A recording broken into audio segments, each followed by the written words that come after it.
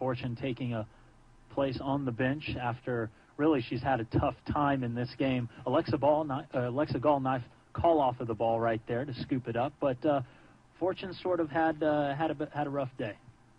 Pretty frustrating, I think, for her. And she just wants it more, and just didn't get it enough, I think, up top. But she had some nice little turns and little 1-2s, and I think she's a very multifaceted player, which is neat to see at this level. And you really have to have that on your team if you're going to be consistently threatening up top. But obviously, overall, a pretty frustrating day for her.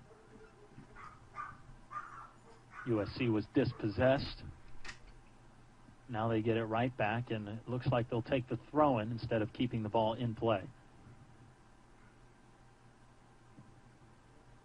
They'll have to give it right back to the outside player, Carter Haug, because there's a substitution. Alicia Ortiz will come back onto the field of play for Amanda Lisberger. She's actually had quite a good involvement in this game today, especially when she came on in the first half, saw some action very early on. Ortiz, one of the few seniors that are still left on this Texas side.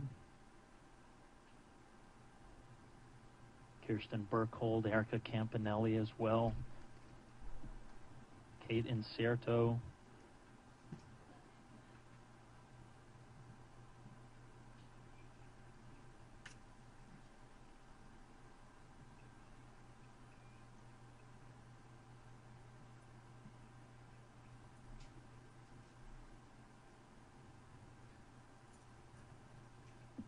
Altamirano again giving free rein over the right side of the pitch.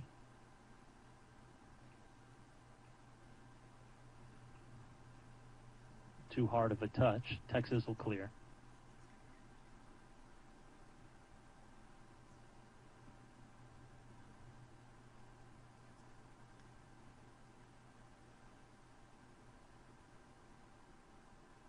USC switches field. Shot coming from number 6, Haley Boyson, and it's just left. It seems that Megan Ohai, who's typically a forward for USC, is coming back into the defensive role. They're trying a whole bunch of different things, and I think the head coach, Ali Husroshin, is really trying to work at the Texas defense with a bunch of different looks. And maybe trying a bunch of different things early, too, since it's early in the season, kind of throwing stuff at the wall and seeing what sticks, seeing what combination works for him. Right now, it's not working so well, He's getting numbers forward, but they can't seem to really develop a quality chance on goal. So I think you're going to see a little bit more movement trying to get something across here in the final 18 minutes. Lots of tugging and pulling going on. Donyak looking for the foul. Play on called by the referee. Really, the only fouls he's called have been a couple of red cards, a yellow card, as an offside here is given against the University of Texas. Maybe one or two have been placement fouls that have given up a free kick without showing a card. But you'd think that he was right in calling the red card against Allie Harrison back in the 40th minute, because it was a goal-scoring opportunity, but maybe just a tad harsh against Sophie Campisi. And that's not just me being biased for the Texas Longhorns as a former referee myself. It just, to me, it's surprising that, he wasn't really calling much of anything.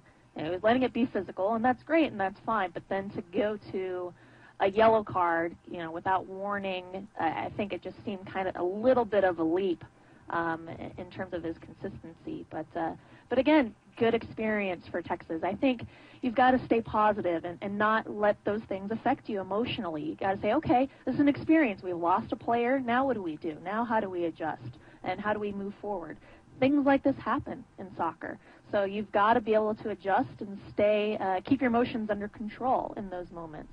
So it'll be good to see if Texas can pull this out and keep things a little bit calmer here going into the final 17, 16 minutes.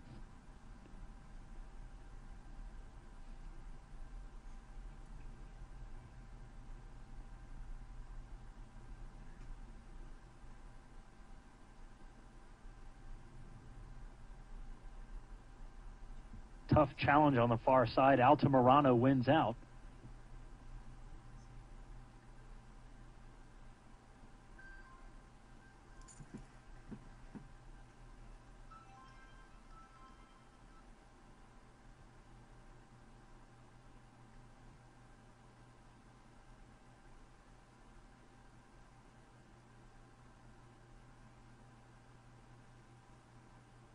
Peterson beaten. Shot on goal, deflected. Boyson with the opportunity, but she gets held up. Tried to do everything herself.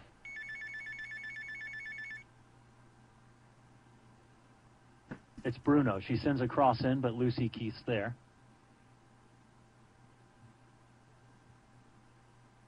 Booted downfield. Stacey Ann Smith on the run. This could be trouble. Church off her line, and this time she's very decisive in her move. Calls off the defender and gathers one in and throws it right back downfield.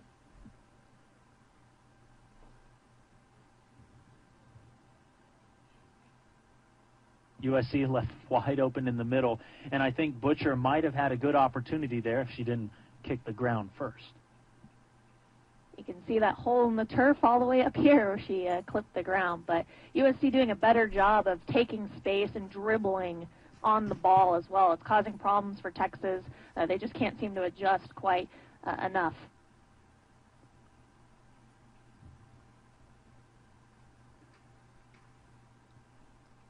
Lainey Ransom is the lone forward for USC right now.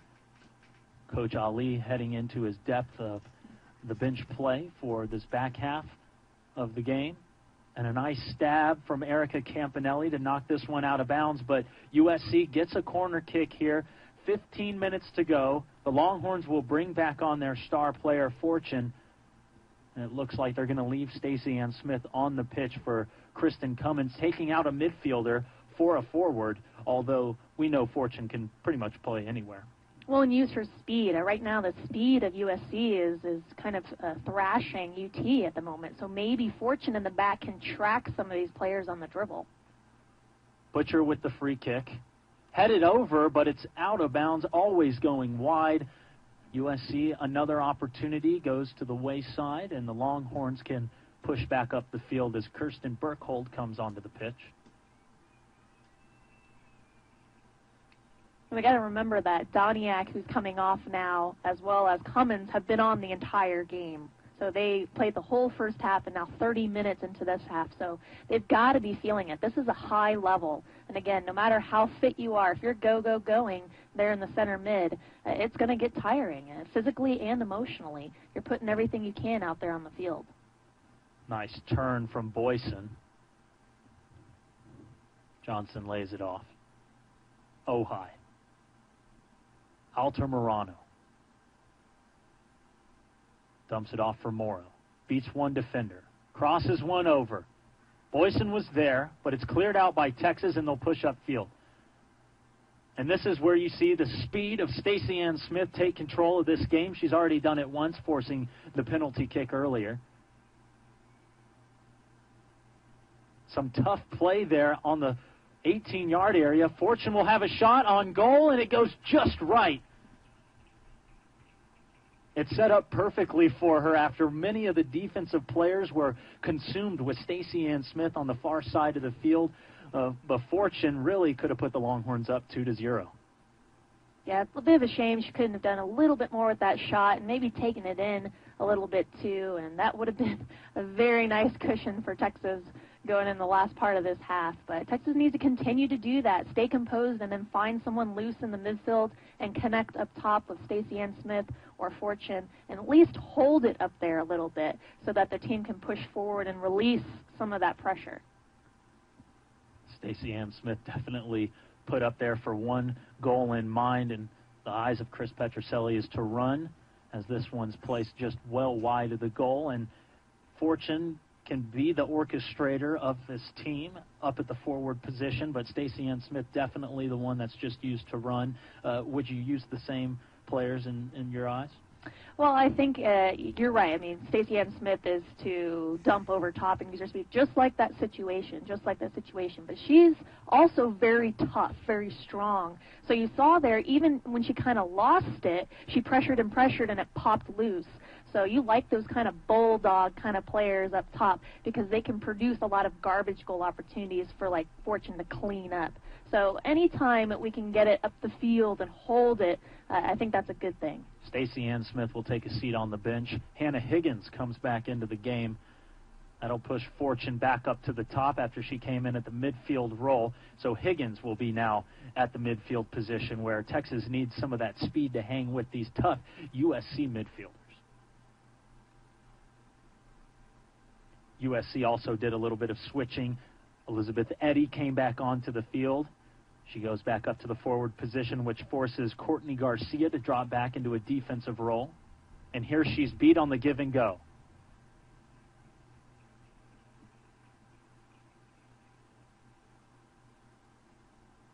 Kate Nicholson on the throw-in.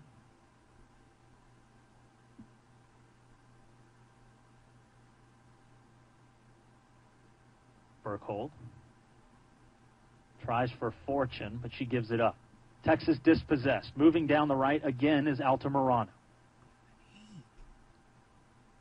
Eddy, fresh off the bench, put a shot on target, and it's off the crossbar. Alexa Gall might have just got her fingertips to it, but it keeps the score 1-0 in favor of the Texas Longhorns. They're really just allowing way too much space for the Trojans. Elizabeth Eddy basically picked up a free ball there that maybe Keith could have gotten to. Nicholson, miscommunication in the back for Texas, and no one's tight enough on Eddy that she had all this space to kind of take it and then rip them from distance. They can't allow that kind of space. Foul here against the Texas Longhorns. Lucy Keith diving in there, looked to have gotten all ball, but I think Johnson sold it just a bit too well for our head referee, who's really had a back-and-forth game, Ted Uncle. This time no card produced, however, and USC pushing as we now enter under 10 minutes to go in this game.